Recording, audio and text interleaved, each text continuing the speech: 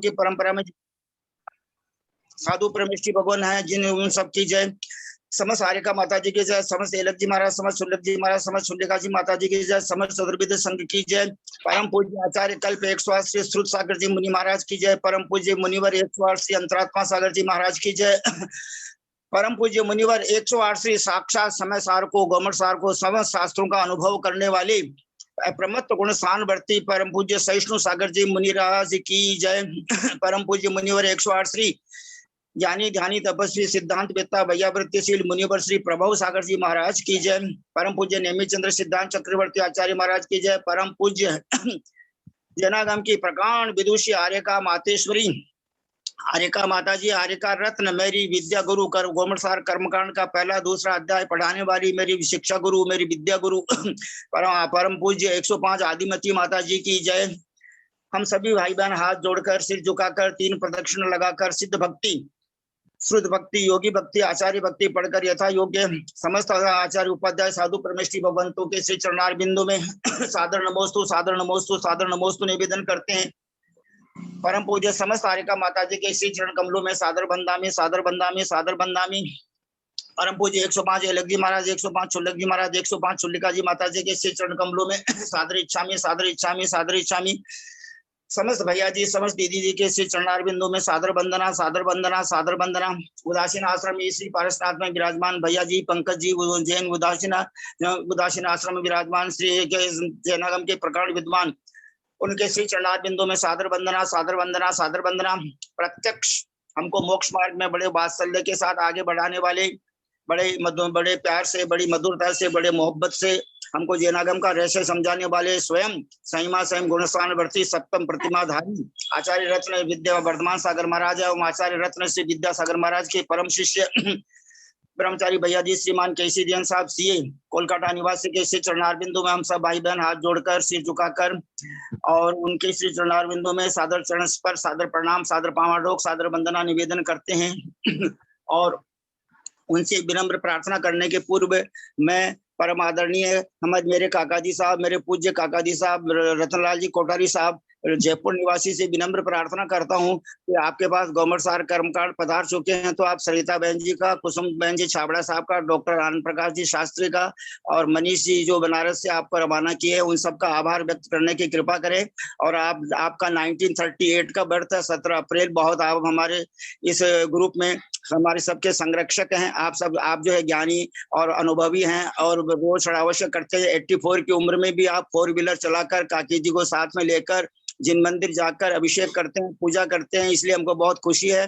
तो आप जो है पहले आभार व्यक्त करने की कृपा करें प्लीज। काका जी साहब रतनलाल जी टोंगिया जयपुर निवासी प्लीज।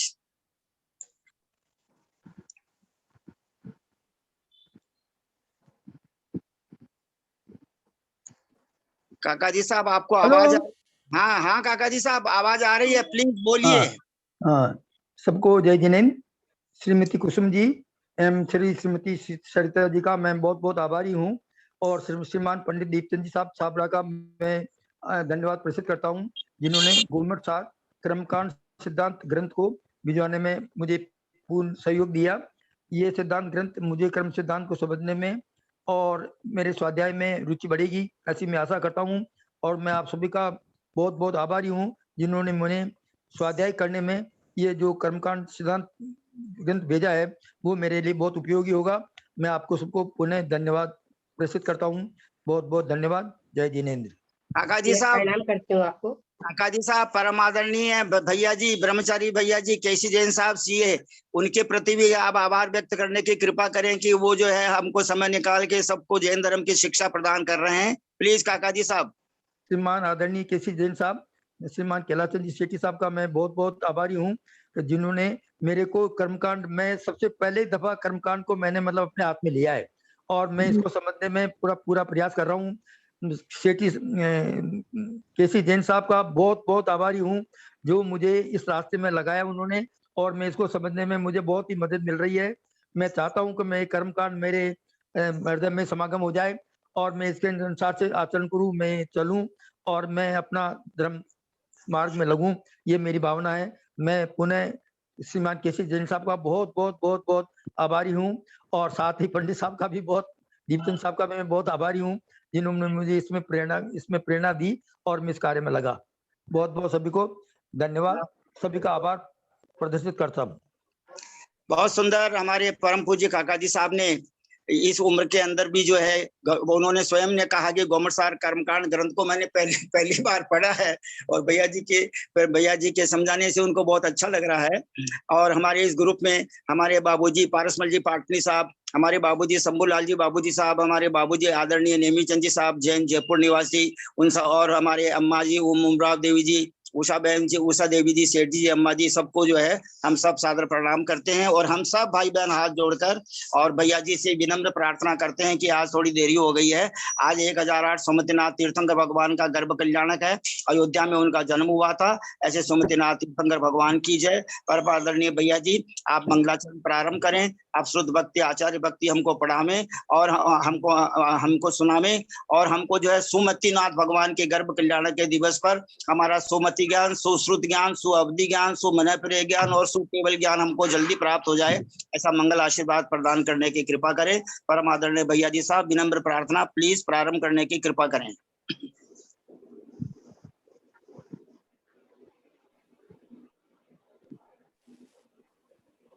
तत्पूर्वानेक स्वाध्याय प्रतिष्ठायां पूर्वाचार्यों क्रमेण सकल कर्मशार्थम भाव पूजा वंदना श्री श्रुत भक्ति कार्य उत्सर्गम करोमि। तो निर्वाण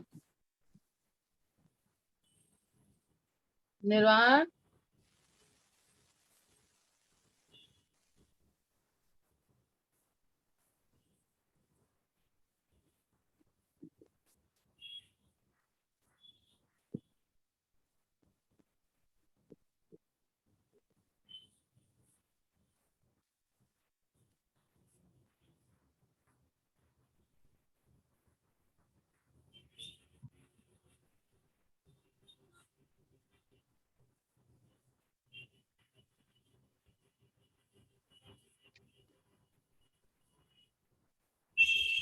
ओम नमः सिद्धेभ्यो, ओम नमः सिद्धेभ्यो, ओम नमः सिद्धेभ्यो। ओंकारं ब्रह्म संयुक्तं नित्यं ध्यायन्ति योगिनः कामदं मोक्षदं चैव ओंकाराय नमो नमः। अविरल शब्द घनोग प्रक्षालित सकल भूतल कलंका मुनि विरूपा सिद्धीर्था सरस्वती हरतु नो दुरितम् अज्ञानतिमिरान्धानां ज्ञानाञ्जनशलाकया चक्षुर्मीलितं येन तस्मै श्री गुरुवे नमः। श्री परम गुरुवे नमः। परम्पराचार्य श्री गुरुभ्यो नमः। सकल कुल सुमिन्वंशं श्रीशां परिवर्तकं धर्म संबंधकं भवे जी मन प्रतिबोधकारकं पुण्य प्रकाशकं पापनाशकं इदं शास्त्रं श्री ओमटसार कर्म कांड नाम लेयम से मूल ग्रंथ करतार श्री सर्वज्ञ देवा तदुत्तर ग्रंथ करतार श्री गंधर देवा प्रति गंधर देवा तेषां वचनुसार महासाध्य आचार्य नेमिचंद्र सिद्धांत चक्रवर्ती देवेन विरस्तम मंगलम भगवान वीरो मंगलम गौतमगणि मंगलम कुंज कुंजाद्यो जैन धर्मोस्तु मंगलम सर्व मंगल मांगल्यम सर्व कल्याण कारकम प्रधानम सर्व धर्माणाम जैनम जयति शास्त्रम सर्वे स्तोतारे सावधान प्रयासम कोटि शतम द्वादश कोटि लक्षाणि शीतिस्त्रैधिकानि च पंचाशतोत्तरसंख्यां एतच्युतं पंचपदं नमामि। अरहंत भास्यर्थं गणहर देवी हिं दन्त्यं सम्मं प्रणमामि भक्तिदुत्तोषु गुणान् मोहो वै तथा इच्छां मन्ते शुद्ध भक्ति काउशको कौतस्थालोचन अंगवंग पहने पौड़े परियमी शुद्ध पद्मानि ओक ओक चूड़िया से तत्ते चुई धम्मकः मुचान कालम अत्यमी उद्यमी बंदामी नमस्कामी दुख को कमखो गोला सुगै गमन समागमन जंगम संपत्ति को मतलब तत्पूर्वानिक स्वाध्याय प्रतिष्ठायां पूर्वाचार्याण क्रमेण सकल कर्मशार्थं भाव पूजा वंदना श्रेष्ठमेतं श्री आचार्य भक्ति कार्य उत्सर्गं करोमि।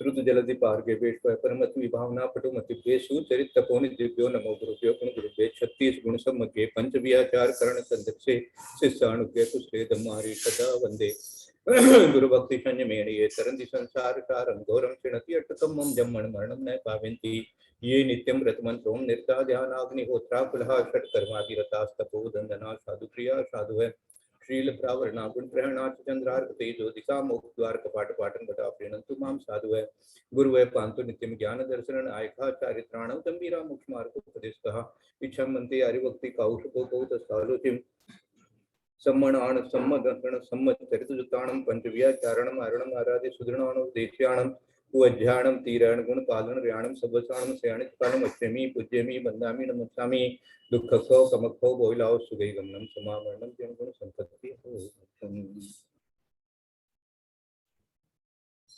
प्रणमीय शीर्षाणेमिं गुणरयण विभूषणं महावीरं समत्तरिणय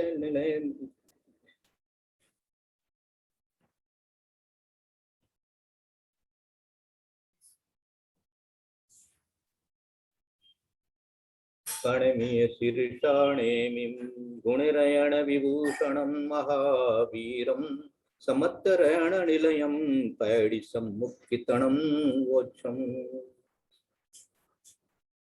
बोले देवादिदेव नेमिनाथ भगवान की जय। बोले देवादिदेव महावीर भगवान की जय। बोले आचार्य कुंद कुंद स्वामी महाराज की जय। बोले आचार्य नेमिचंद्र गुरुदेव की जय। बोले आचार्य गुरु विद्यासागर महाराज की जय। बोले आचार्य गुरु वर्धमान सागर महाराज की जय। बोले आरिका आदिमती माता जी की जय।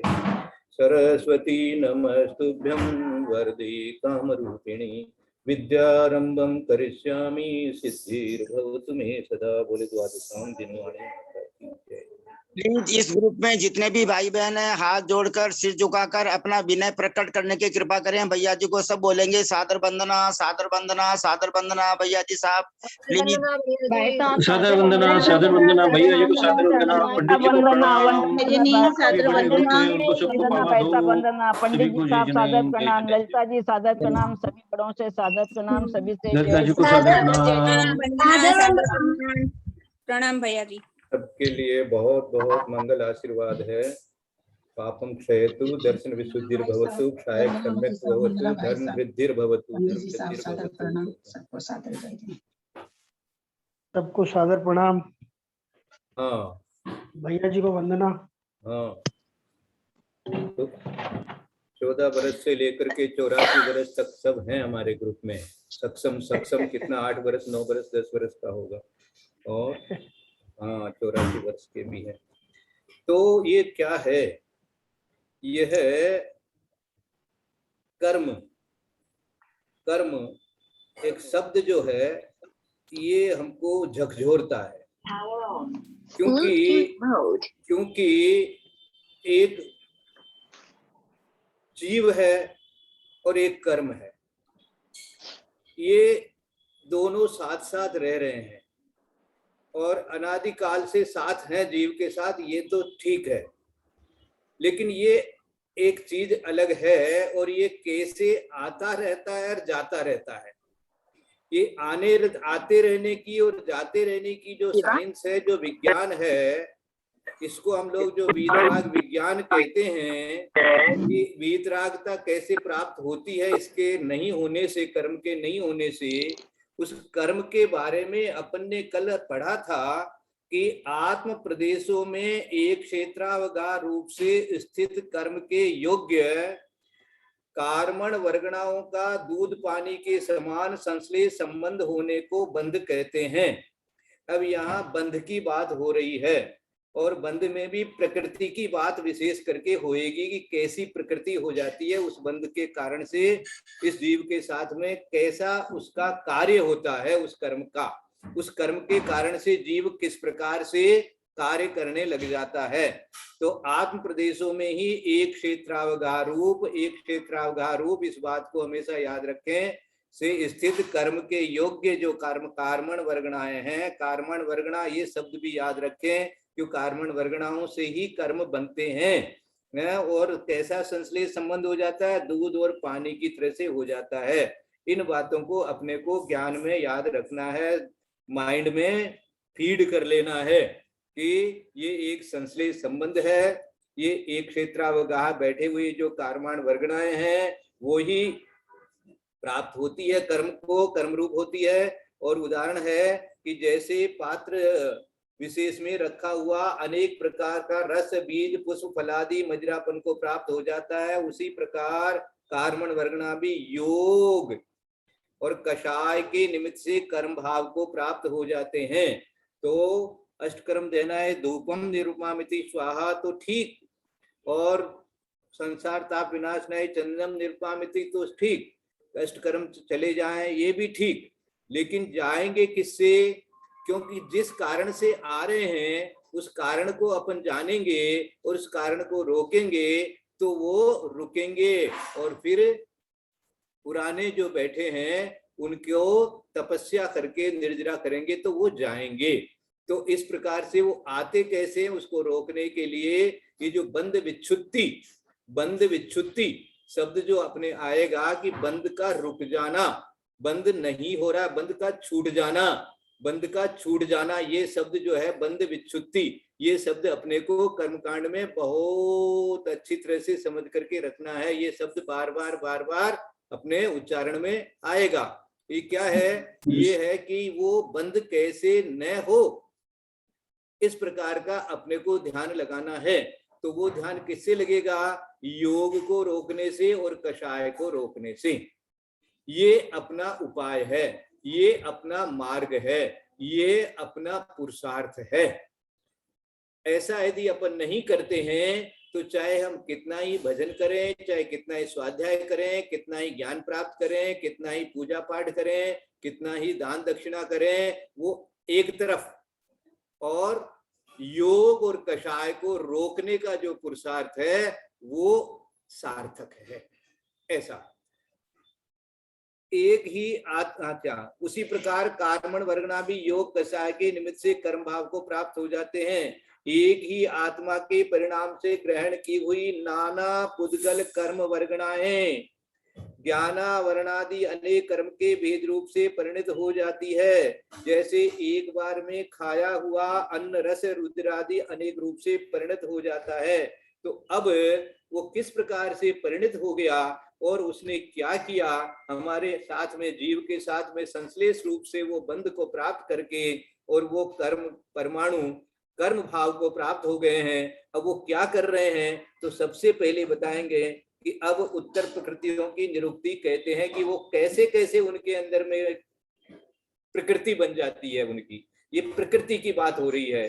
तो सबसे पहले बता रहेंगे मति ज्ञान, श्रुत ज्ञान, अवधि ज्ञान, मनप्रह ज्ञान और केवल ज्ञान। माने सबसे पहले ज्ञानावरणी कर्म की जो बात हो रही थी तो उसके जो 5 भेद अपन ने पढ़े थे उसके लिए उनकी परिभाषा बताई जा रही है कि जो मति ज्ञान पर आवरण करे वह मति ज्ञानावरण है, जो श्रुत ज्ञान को आवरित करे वह श्रुत ज्ञानावरण है, अवधि ज्ञान को जो ढके उसे अवधि ज्ञानावरण कहते हैं, जिसके द्वारा मनः पर्यय ज्ञान का आवरण किया जावे उसे मनःप्रय ज्ञानावरण कहते हैं, तथा केवल ज्ञान को जो आवरित करे वह केवल ज्ञानावरण है। ये आपने बता दिया, बहुत सरल है। जो हमारे ज्ञान को ढके, ज्ञान 5 हैं और 5 प्रकार के ज्ञानों को जिस कर्म के कारण से वो ढक जाए वह कर्म जो है उसी नाम वाला होता है। तो मति ज्ञानावरण, श्रुत ज्ञानावरण, अवधि ज्ञानावरण, मनः पर पर्यय ज्ञानावरण और केवल ज्ञानावरण। अब कोई ऐसी शंका करके पूछे कि अभव्य के मनः पर्यय ज्ञान और केवल ज्ञान की शक्ति है या नहीं, यदि है तो वह अभव्य नहीं रहा, तथा यदि शक्ति नहीं है तो दोनों ज्ञानों का आवरण कहना निरर्थक है। अब देखो अवधि ज्ञानावरण तक तो इन्होंने लिया नहीं। क्यों नहीं लिया? क्योंकि नारकी भी होता है अभव्य और देव भी हो जाता है अभव्य, तो उस समय उसके अवधि ज्ञानावरण तो होता है, ये तो समझ में आया हुआ है। लेकिन मनःप्रय ज्ञानावरण और केवल ज्ञानावरण तो सम्यक दृष्टि को ही होता है, और मनःप्रय ज्ञानावरण और केवल ज्ञानावरण तो मोक्ष जाने वाले को ही होता है। तो इसलिए क्या कर दिया गया इसलिए ये कह दिया गया कि भाई कोई अभव्य जीव यदि है तो उसके लिए आप ये मनप्रय ज्ञानावरण और केवल ज्ञानावरण की जो व्याख्या आपने बनाई, ये तो खाली भव्य की अपेक्षा से होनी चाहिए, अभव्य की अपेक्षा से तो ऐसा कोई आवरण उसके है ही नहीं, तो इस प्रकार की बात आप क्यों कहते हो? इस प्रकार की ये शंका यहाँ पर कह करके कह रहे हैं कि अभव्य के मनप्रय ज्ञानन और केवल ज्ञान की शक्ति है या नहीं, पहले तो ये बताओ। और यदि शक्ति है तो फिर वो अभव्य ही नहीं है। जब शक्ति है तो फिर अभव्य नहीं है, क्योंकि ये तो यदि हो जाएगी तो फिर अभव्य कैसे ठहरा हो?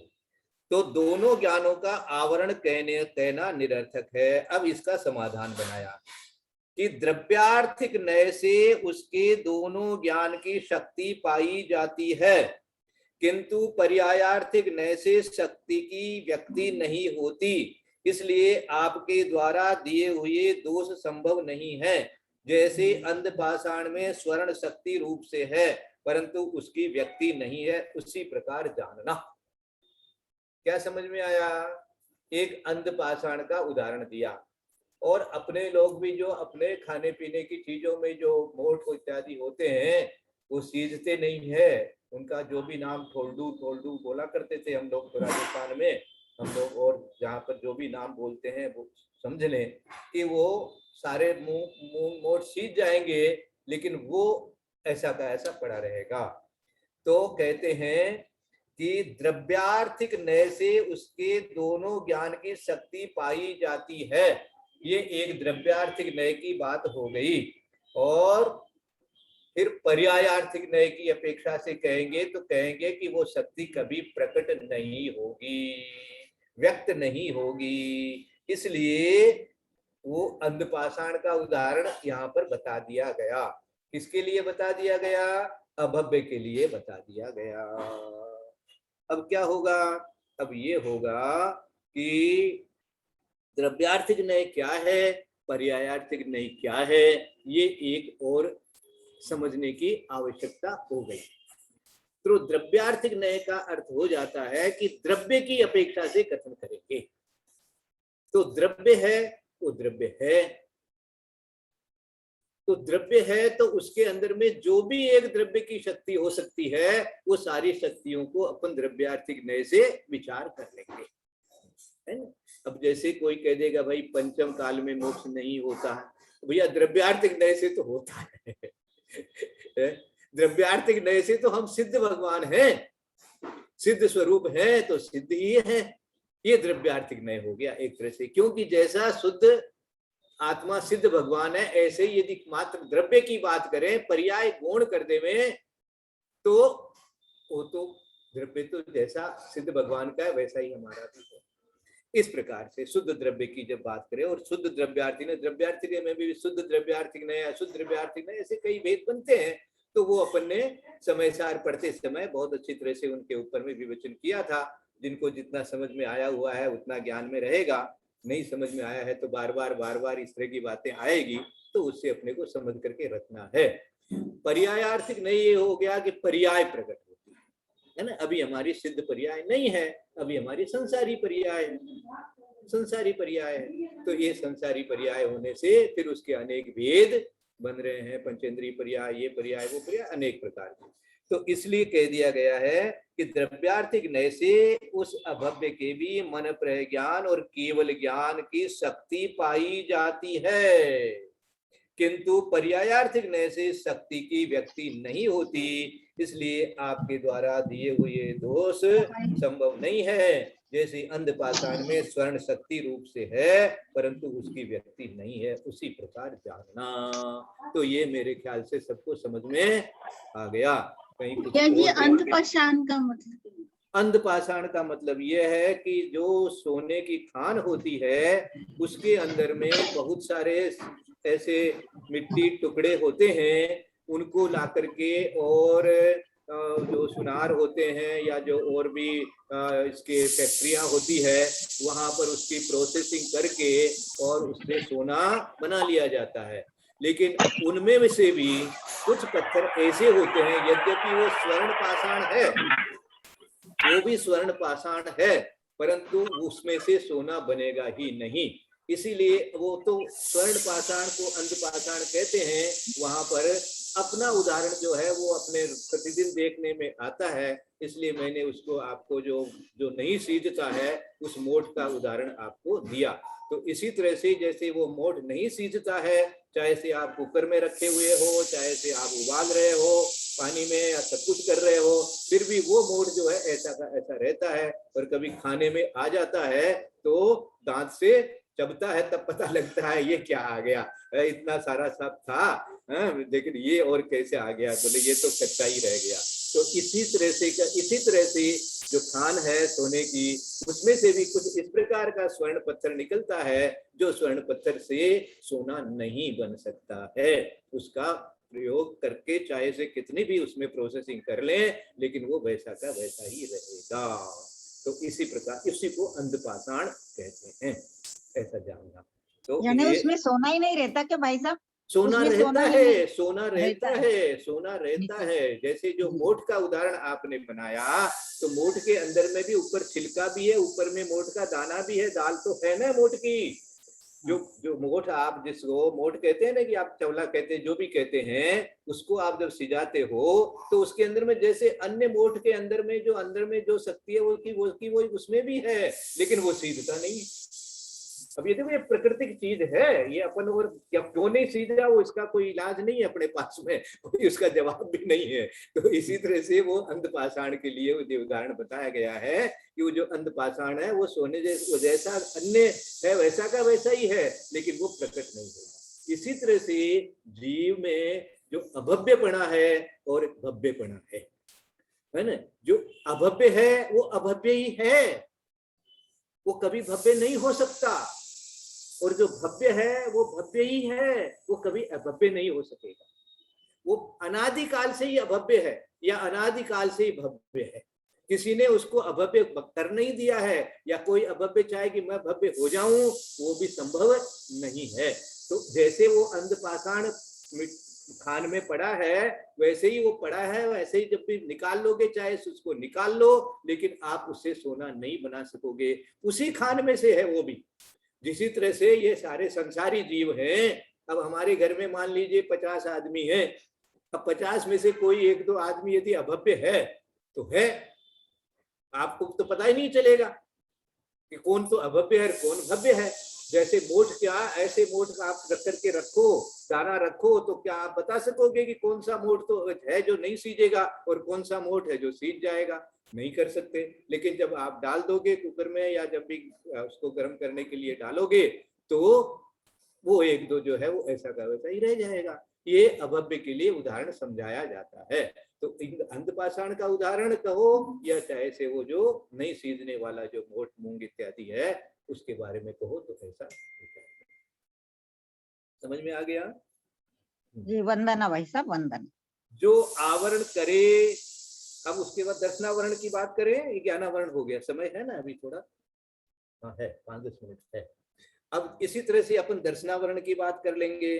तो जो आवरण करे अथवा जिसके द्वारा आवरण किया जाए वह आवरण कर्म है। ये आवरण शब्द का अर्थ बता दिया है ना। आवरण शब्द माने ढक देना। अब ढक देना, अब देखो ढकने के बारे में बादल का भी एक उदाहरण आता है। जैसे सूर्य है ना, बादल ने सूर्य को ढक दिया तो इसलिए वो प्रकाश नहीं आ रहा है। तो इसी तरह से ये कर्म है, जो कर्म को बादल कहते हैं, तो वो ढक दिया। ये एक उदाहरण से समझना। और ये जितने भी उदाहरण या दृष्टांत होते हैं ये एक देश होते हैं। एक देश माने एक बात को समझाने के लिए होते हैं, लेकिन उसको अपन सर्वदेश लगा लेंगे। बहुत अच्छी बात आपको बता देता हूं कि सर्वदेश लगा लेते हैं तो कई बार उसमें भूल हो जाती है।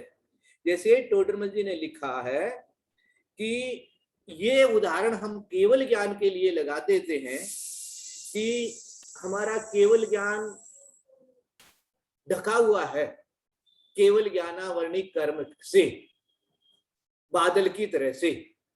तो जब बादल का उदाहरण तो ठीक है, आवरण के लिए तो उदाहरण ठीक है, लेकिन बादल का उदाहरण समझ करके कोई ऐसा सोचे कि जैसे सूर्य है, स्थित है सूर्य और बादल ने ढका है, इसी तरह से केवल ज्ञान है और कर्म ने ढक दिया है, ऐसा एकांत से नहीं विचारना।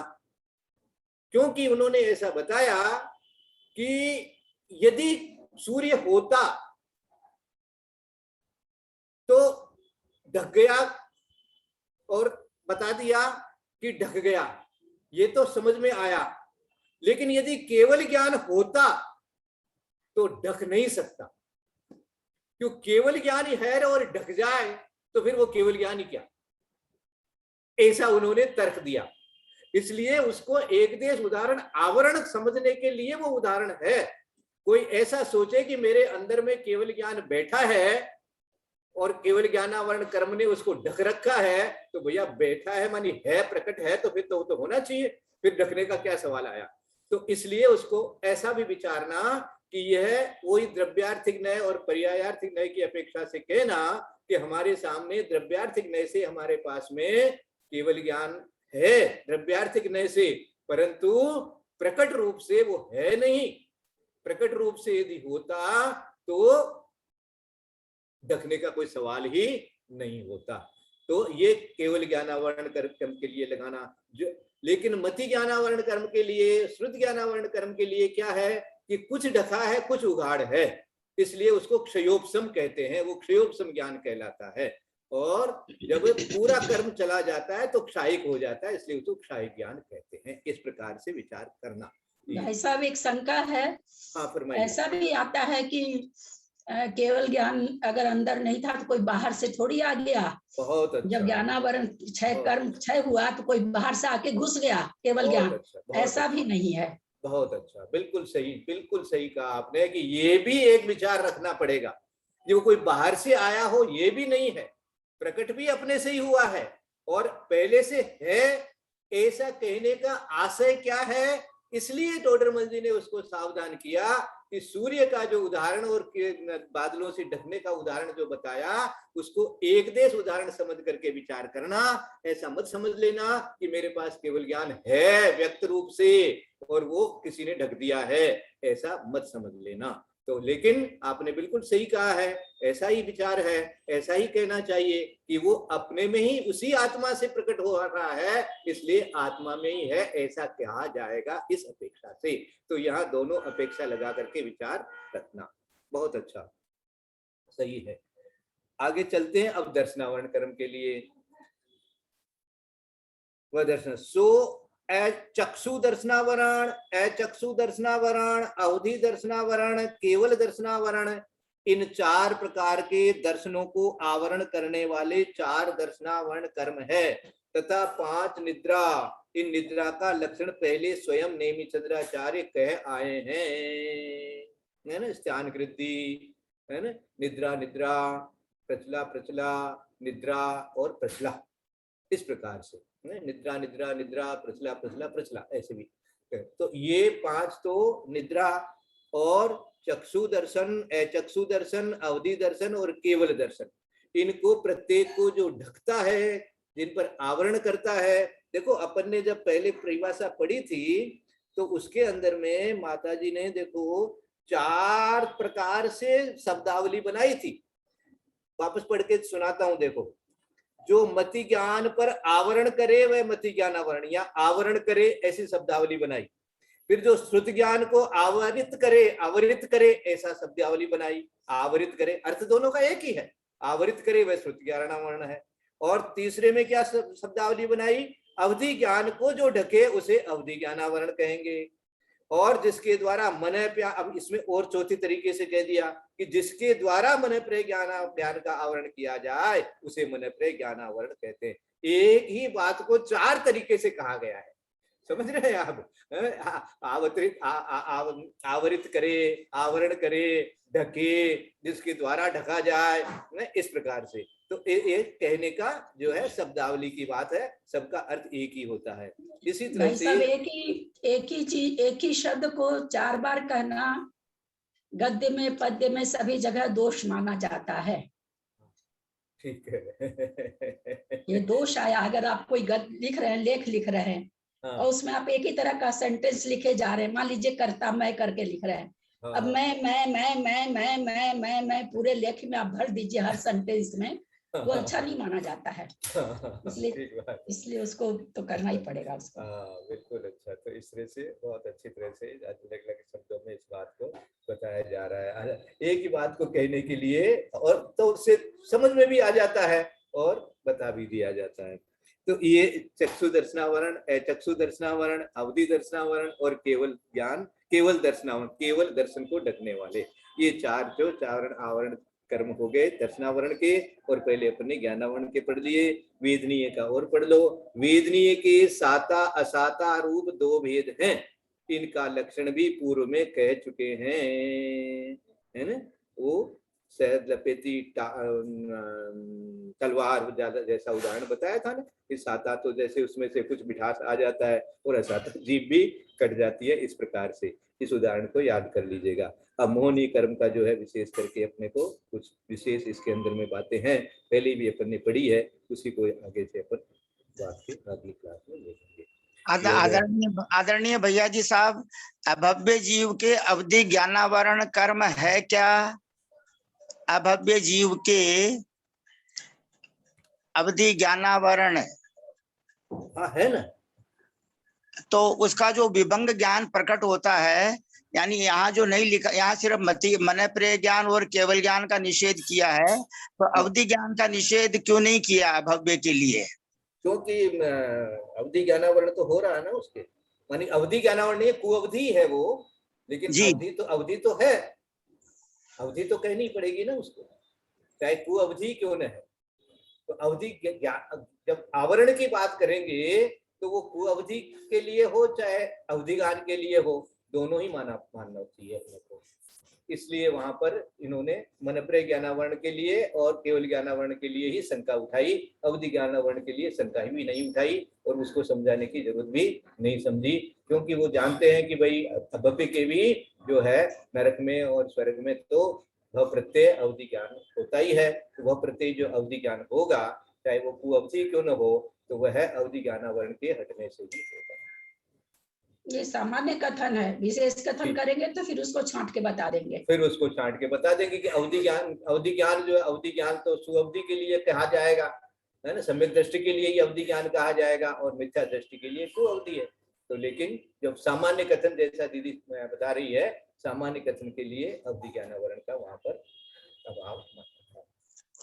भैया जी आपसे एक रिक्वेस्ट और है, यदि आपकी आज्ञा हो, कुछ भाई बहन जो गोमटसार कर्मकांड में है, वो अपनी असुविधा के कारण दूसरी सत्संख्यादि अनुयोग द्वार क्लास में नहीं रह पाते हैं, तो डेली की मतलब जो प्रतिदिन की जो रिकॉर्डिंग है, अगर आपकी आज्ञा हो तो गोमटसार कर्मकांड में भी प्रतिदिन की रिकॉर्डिंग डाल दी जाए ताकि सुनने वाले सुन सकते हैं।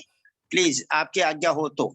नहीं, मेरी आज्ञा की इसमें कोई बात नहीं है, मुझे कोई आपत्ति भी नहीं है, और ये तो आपका और सोनू दीदी का सबका आपका मैटर है, मेरा कोई इसमें मैटर भी नहीं है, मेरा कोई इसमें मंतव्य भी नहीं है। मेरा इतना ही एक विचार रहता है कि कोई भी एक ग्रुप हो, उस ग्रुप में जो एक धारावाहिक चीज चलती रहती है ना, तब तो क्या है कि लोगों को उसको पढ़ने का, देखने का इंटरेस्ट रहता है। और नई नई अलग अलग चीजें जब आ जाती है तो क्या है कि लोग बाग सोचते बाबा इसमें तो और क्या है, क्या आया क्या नहीं आया इसमें। इसी तरह से जब भी कोई ग्रुप, हम धार्मिक ग्रुप बनाते हैं, तो सबसे पहले कह देते हैं कि भाई इसमें इस विषय के अतिरिक्त कोई भी चीज आप न डालें।